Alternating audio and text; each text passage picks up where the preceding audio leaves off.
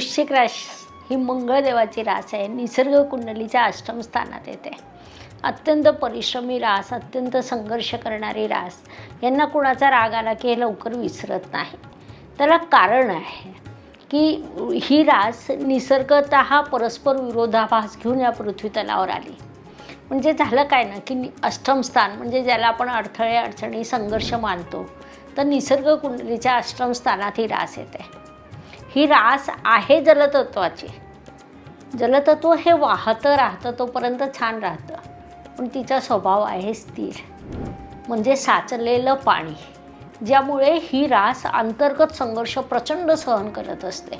त्या संघर्षातून वाटचाल करून स्वतःच्या कुटुंबाला यशस्वी करणं, पैसा कमवणं हे त्यांचं ध्येय ते साध्य करतात.